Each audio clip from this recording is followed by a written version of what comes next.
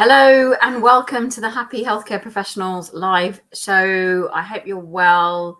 It's Wednesday afternoon and I'm coming to you in the afternoon again this week, which is quite exciting. If I've not met you before, my name is Komal. I am a business strategist and coach for pharmacy professionals, and I really love helping pharmacy professionals develop their careers and their businesses so that they create work that's really fulfilling and they absolutely love the work that they do. And if you are a regular watcher of this show, then say hello and do say hi in the comments. And if you're not a regular watcher, do say hi in the comments. But if you're a regular watcher of the show, you will know that I love having conversations with colleagues about their careers, about how they've developed their careers, what they've done with their careers, and just kind of really learning about the future of pharmacy and what is available to us. And today's guest is a really amazing pharmacist. I have got Simon Harris, who is an in-house coach and for community and GP practice-based pharmacist colleagues across the Green Light group. And he helps them to achieve their personal and professional goals. And I have to say, it's really exciting to find an internal coach like Simon, because I believe that we don't have enough of us. We don't have enough coaches in most certainly community pharmacy and probably across the entire pharmacy sector who are there simply to support our colleagues to develop themselves professionally and personally. And so I am, without further ado, going to bring Simon on screen. Hello, Simon. Hi, thanks for having me. It's a pleasure. You know, we've had so many conversations together about coaching. And, even when you were going through your coaching training and things, weren't we? So I'd love for you to tell me a little bit more about your kind of career journey. Talk to me about it. My career journey. So I started off studying pharmacy in Glasgow. I studied at Strathclyde University, my M.Pharm. And I spent my first year in hospital, actually. My pre-reg year was in hospital there. But I quickly moved into community. I realized that community pharmacy was going to be for me. It was the patient contact. It was the busyness. It was on my feet that I really knew I was going to thrive in. And after that, I spent a little bit of time locuming, and then I traveled and had my gap year. And that was kind of a big turning point for me, actually, my gap year when I was 24 and exploring the world and seeing what else was out there and seeing the many opportunities and cultures and ways of living around the world. I then came back to Glasgow and found most of my friends had left. They'd moved to Leeds, to Manchester, Birmingham, London. And one friend in particular said, let's go to London. Let's head to the bright lights of the city. So I moved to London and was working in a community pharmacy for a small group. And pretty quickly, I actually heard of Greenlight from a patient in another pharmacy. They said, Wow. I'm just going down to Greenlight because they're running a session where they're going to be providing education for patients and carers, and I'm a carer. Like, what? Who's this company that's running these training sessions? So I ended up contacting Greenlight. And I had a meeting with Sanjay, who is the superintendent, one of the directors, and they found an opportunity for me to start running their Euston pharmacy. Yeah.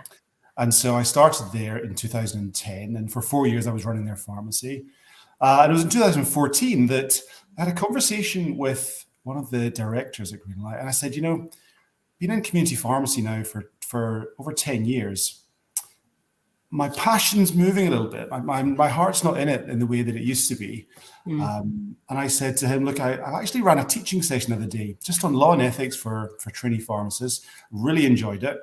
What do you think about me doing a little bit more teaching? And I'm very lucky to work in an organization where I could be that open with essentially my boss. Yeah. And he went, absolutely. Let's see what you can make of it. I can, if that's where your heart is, go for it. And so I've worked in education for the last 8 years. And then similarly, it was a sort of similar conversation really with the same people that got me to where I am now in terms of running leadership programs and coaching and group coaching programs that I run at Greenlight. It's amazing. I mean, it's so nice to hear stories of, because, we hear so much negativity about community pharmacy, right? Particularly in social media. And, you know, there are several of us, several within community pharmacy that can be quite vocal about the things that they don't like about community pharmacy. And what's really nice to hear from you is the fact that, you know, being that, you know, just being honest and having that honest conversation about the things that you enjoyed, the things that weren't fulfilling you anymore, the things that you wanted to get involved in, opened up that conversation for you and opened up the opportunity for you. It did. And you know, what's funny as well is some people that I speak to, and when I tell them the story, they say to me, oh, I could never say that to my boss. I could never say that to my colleague or my CEO or director or whatever. And I just say, what might happen if you did? What might happen if you just tried it? You know, Yeah. if you say no, then you know maybe you're in the wrong place. But what if something else happens? What if they say, tell me more about that? What if they're open to it? What if they really want to keep you and don't want you to leave and are willing to do really what it takes to keep you? And you know, not all company owners and pharmacy owners are going to say, yeah, absolutely, you can do something different within our company. And that's fine. But perhaps that then means that person is in the wrong company. And they can be in control of what happens next rather than just being carried along by the wave. Yeah. Yeah. So talk to me about this journey of going from being the educator to being a coach. Well, you know, it really started when I was offered a coach for myself. So I had a coach again through Greenlight in 2013. So in fact, this was from an external coach. So it was someone who is a pharmacist, who had a sort of relationship, a working relationship with one of the directors, and was talking about, you know, the things that she could offer in terms of leadership training and leadership coaching. And so she started coaching some of the senior leaders at Greenlight. And my turn came up in 2013. And I had no idea what coaching was, really no idea. And we had monthly sessions for 6 months. And each of the sessions was a couple of hours long. And it was transformational. It was incredible. We went through a series of questions and discussions and plans and what was going on in my personal life, what was going on in my professional life, what did I want? And it was a real turning point for me because I was working full-time as a community pharmacist. So I was doing 50 hours a week. And when you work 50 hours a week in a community pharmacy, there's very little time outside of that to stop and think and reflect and see the bigger picture. It was just 9 a.m. till 7 p.m. all day, but, you know, starting a bit earlier, finishing a bit later. Yeah. I used to go home and just lie on the sofa and put my legs up. I was, you know, physically and emotionally drained. So having this coach, having this protected time of every month for 6 months allowed me to stop and think and take a step back. And I realized that because I was just head down, working, running the pharmacy, with my head down, I wasn't looking up. I wasn't looking around. I wasn't looking out there and seeing what other opportunities there were. Yeah. And actually, I was knocking back opportunities because I thought, no, I can't do that because I'm too busy in the pharmacy. No, I can't do that. I'm too busy here. And my coach, Sharon, encouraged me to change my way of thinking to, I'm open to opportunities. I'm not going to knock them back and say I'm just too busy in the pharmacy. I'm going to say, yes, tell me more about that. Yes, maybe I can fit that in. And really, it was 2013 when I was coached that turned things around for me. And I started viewing people contacting me to give talks, to run education sessions, to do whatever it was as opportunities, and not threats to me running the pharmacy, but opportunities to do new things. So really, since 2013, we've had coaches in Greenlight, and John and Sanjay, the two directors of Greenlight, they also had the same coaching. So they've lived, they know what it's like to have a coach. They've been coached. They've seen the power personally of having a coach. And they thought, we want this for the rest of our teams at Greenlight. And Greenlight is an employee-owned organization. So it's not that it's owned by the founders or the directors. It's owned by everyone that works in the organization. And so there's a real belief in learning and development for staff, for co-owners at Greenlight. And coaching is just part of that. And so I've been mentoring pharmacists, often newly qualified pharmacists in Greenlight, those who were perhaps struggling a bit. I've been mentoring them for quite a few years. And it was only a few years ago when I thought about this, the coaching and the mentoring, and really what's the difference between them, and I experienced the difference. And so I said to one of the directors, what if I was to train as a coach? Because the coach that we used to have, she now works in Greenlight, but she runs a different department. What if I was to become a coach? And what if I could then use those skills working with people at Greenlight? Because we don't offer it anymore. There was a gap where we stopped offering it. We just didn't have the time. Yeah. And John said, he said, yeah. He said, that sounds like a great idea. He sort of saw in me that through my experience in education, that I had this real passion of working with people, connecting with people, talking to people.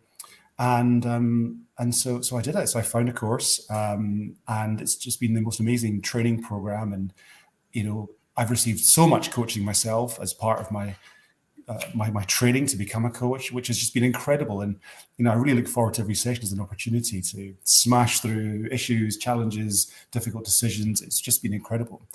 And I now have quite a list of clients at Greenlight that I work with every 3 or 4 weeks. There's quite a waiting list, and I love it. I get to coach people that I've been working with in some cases for 5-10 years, and I get to coach them one-to-one, having really deep conversations about what's going on for them. And it's just been fantastic for me. And also the feedback I get from them, it's been fantastic for them and transformational for them. It's amazing to hear that, your journey of being coached and the experience that you had led you to, to now being the coach within the internal Greenlight. And I think what's really important about that is how you, having been through that journey yourself, have a real opportunity to give that back to, to the colleagues at Greenlight.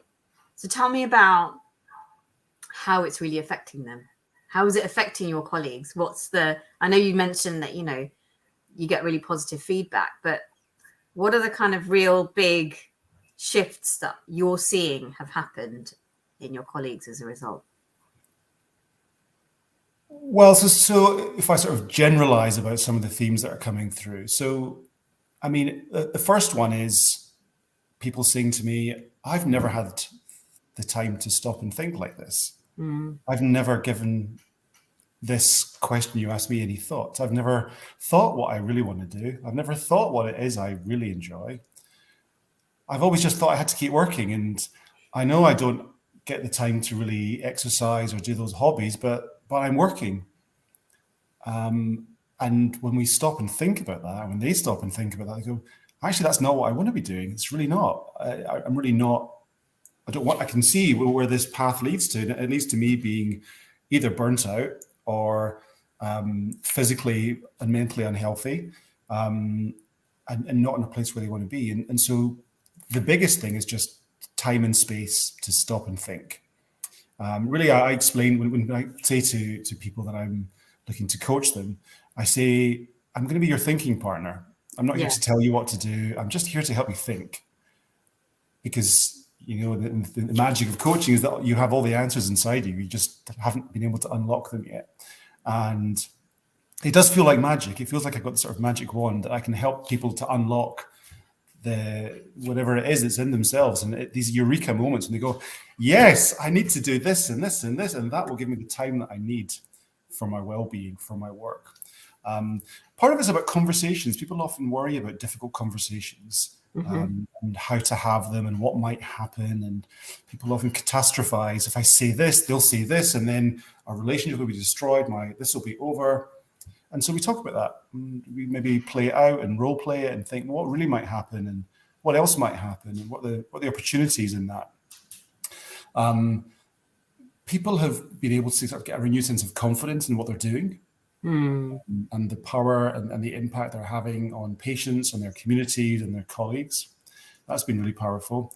And people have just, in general, been able to take control of their lives rather than just being told what to do or being carried along and not stopping to think. They now are able to go, right, this is where I am right now. This is where I want to be. And these are the steps I'm going to take to do that. And here's all the little actions I'm going to take after our call today to do that. And some say to me, Simon, I want you to be my accountability partner. Okay, Yeah. if I don't do this, you need to call me up and go, you said you were going to do it, what's going on? Yeah. And I've done that a few times. And I say to people, you let me know once you've done this. I'm going to check up next week to see if you've done it. Yeah. And we all sometimes need someone just to give us that push, to make us make that final step. And so that's something else that coaching provides, and I'm able to provide for people. So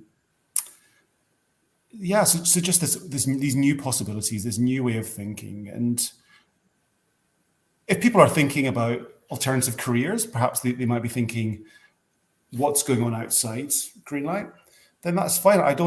My role is not to make sure everyone stays in the organization forever and never leaves, because for some people, we're not the right organization for them, and that is okay.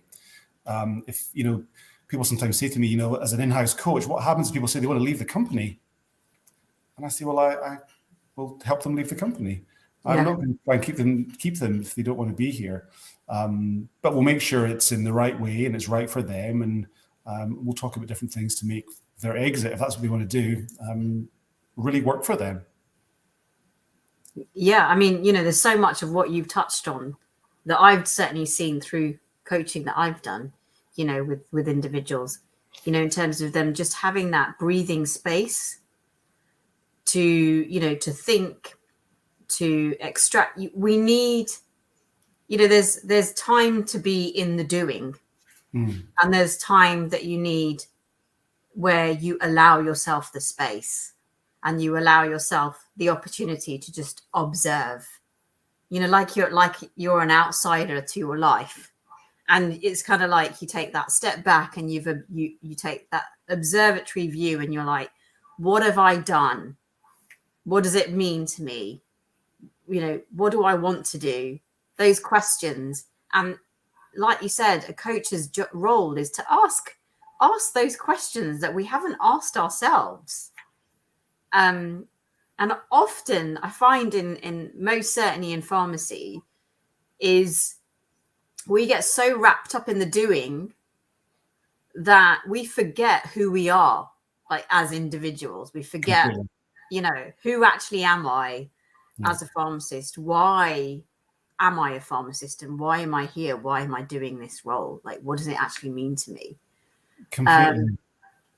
And to be able to give people the gift of that is just, it's incredible, right? And as you say, not to leave them, not to be in that place where you're thinking, well, how are we going to keep this person? But actually, how are we going to help this person grow? And that is a real focus. I remember myself when I started, when I moved into working in education, I couldn't believe how many opportunities there were outside the pharmacy doors. I sort of have this image in my head that my world was just within these four walls. And I thought, I knew everything about what was going on in those four walls, but I knew nothing about what was going on outside those four walls. And I couldn't believe, and I still can't believe, the number of opportunities and different sectors that people work in and where pharmacy can take you. It's enormous. There's a huge range.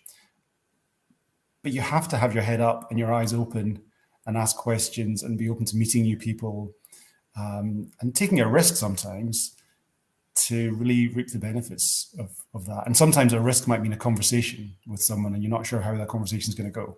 Yeah. That's, yeah. What you've said is so true about, we have to put ourselves outside of our comfort zone. And, we have to kind of put our head above the parapet and, contact that person that sounds really interesting, but you don't really know much about, right? And have that conversation. And that's how the opportunities arise. But also flip side, what you said earlier about these opportunities were coming to you, but you weren't responsive to them because your head was down.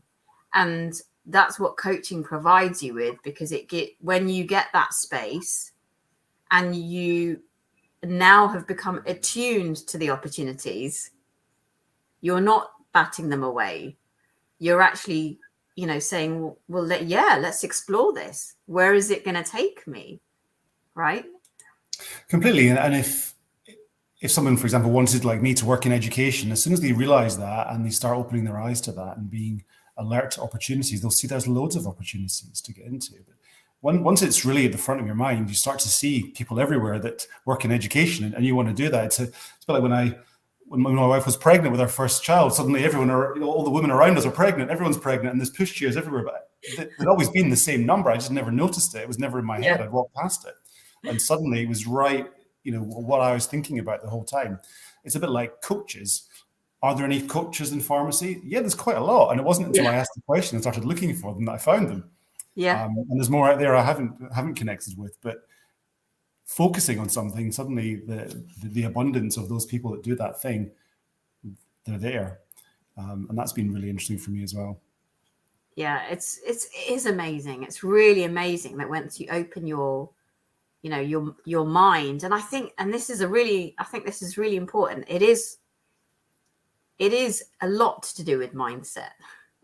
It is a lot to do with how we view ourselves and how we view the rest of the world. If we constantly view the rest of the world as not having opportunity, well, that's going to get reinforced.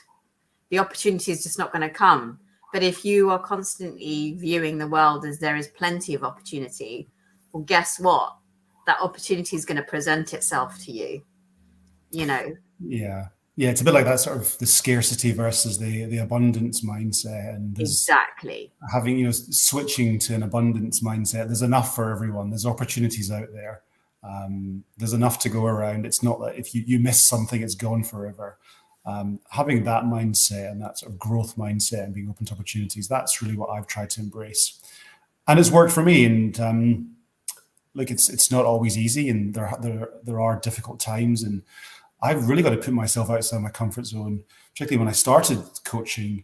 Having a couple of hours to speak to someone one-to-one can be very daunting if you think, well, I'm not sure what's going to happen here and what they're going to ask me and what they're going to say to me. But it's been amazing. It's been amazing every time. I've learned so much from the process so far, and there's still so much more to go. But I'm really enjoying it. And I think I'd really encourage people just to be open to opportunities and think. It's kind of hard to think differently, because how do you think differently? But I guess having more conversations can help. It's how you think differently. Again? Being coached, because you don't know the question. You don't know what you don't know, and you don't know which questions to ask yourself. And I often say this to people is that, we have this pattern of thinking that we've grown up with, and that we've become accustomed to. And somebody has to knock it out of its track for you to actually think differently. And that comes through having someone who's going to ask you the questions that you don't know to ask. Right? Yes. And I often in my coaching, sort of the style that I seem to have fallen into is digging a little bit deeper behind what people are thinking or believing. And, where did that belief come from that you couldn't do that? Where did this belief that you weren't good enough to do that, where did that come from? And I'm not a psychotherapist, and I'm not trained in psychotherapy, so I don't go there. But I like to really understand what's beneath this, sort of really dig into people's values, what's important to you, what's really important to you. What does this mean? What are you telling yourself about this? And when you can work out what story they're telling themselves about their identity, and we can I can start to question that, then some really powerful changes can happen. And I guess the reason I do that is because people might have one problem, they're not letting themselves do one thing, but I feel like if I can help them unblock what that is, it'll allow them to do lots more things, not just that one thing, but lots of other things as well. Yeah, absolutely. I love what Ravijot said. Really important for people to be enabled to work out the steps they need to take to move forwards. Yeah, and that the key word there is to be enabled, right? We have to enable that opportunity for people to move forward. And that's what I think coaches like yourself enable people to do. And it's such, I think in pharmacy we need more coaches. We do. We really do, and we need people to be open to the power of coaching and peer coaching. So the leadership programs that I run, I train everyone in some basics of coaching, really, asking some questions and doing lots of listening, and being a thinking partner. And I give people time in every one of the sessions to coach each other. And it's amazing. They come back at the end and say, I've been able to offload. I feel, I've had a boost, and we're lucky now in London, we've got the sunshine. So I send them outside and they go for a walk together and they peer coach while walking around Regent's Park. It's amazing, and sort of the inspiring surroundings as well as a conversation and being listened to. Can you imagine to the listeners just now, just being listened to for 30 minutes just to talk, and someone's going to listen to you, and they're not going to interrupt you, and they're not going to give you advice. They're just going to listen, and you can offload, and they'll ask you some questions to help you think. And by the end of it, you're almost guaranteed to feel so much better and have a clear plan of what you want to do next. It's amazing to have that. Where do you see coaching going for yourself now, Simon? I see it becoming a much larger part of the work that I do day to day. I'm very keen to work on coaching teams, pharmacy teams. So taking a team who run a community pharmacy, bringing them out, and helping them to think about what are the ways that they work together, what are the blocks for them, and really helping them to move on a journey where they become a much stronger team. We start thinking about the collective leadership in each of these pharmacy teams and how we can help them to achieve their goals as a team rather than as individuals. Yeah, I definitely see that as a growing need and a growing area for sure, because, we have to remember that first and foremost, we are a team, that the goings on of a pharmacy doesn't happen without a team. And so it's really important to understand each individual person's values, motivations, aspirations, and bring those together, right? Yeah, a community pharmacy right now is way too complex with so many services, and the pace and how busy it is. It's too complex for one pharmacist to run by themselves. They have to have other people and a really strong supportive team with them, with pharmacy technicians and with the whole range of people that work in the pharmacy. And so it's not just about this one pharmacist as the leader, it's about this team of leaders and how they're working together and supporting each other. And that was something I used to be very keen on when I was running a pharmacy. And I think it's so powerful. It's not about one person in charge of everything. It's about the whole team all achieving the same objectives. If one person's not doing their job, it affects the whole team, and they all need to be on the same page, looking for the same outcomes. Yeah. So exciting. Thank you so much, Simon, for your time. Lovely chatting to you. Really appreciate it.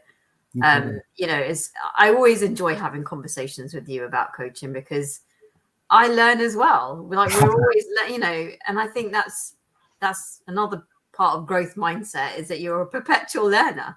Yeah, what can I learn from this person? Yeah. Yeah. So thank you so much for your time. Really, really appreciate it. Pleasure. And for anybody watching, if you're watching this and you want to get in touch with Simon, you can do so on LinkedIn, I believe. Absolutely. Yeah, available on LinkedIn. Feel free to connect. I'd love to speak to anyone that's interested. Thank you. And I will see you soon, Simon. Bye. Thank you. Bye-bye. Bye. So that was Simon. Thank you so much for watching the Happy Healthcare Professionals live show and listening to our conversation about coaching. If you are interested in being coached in your career and you're a pharmacy professional, then do get in touch. It will be an absolute pleasure to support you.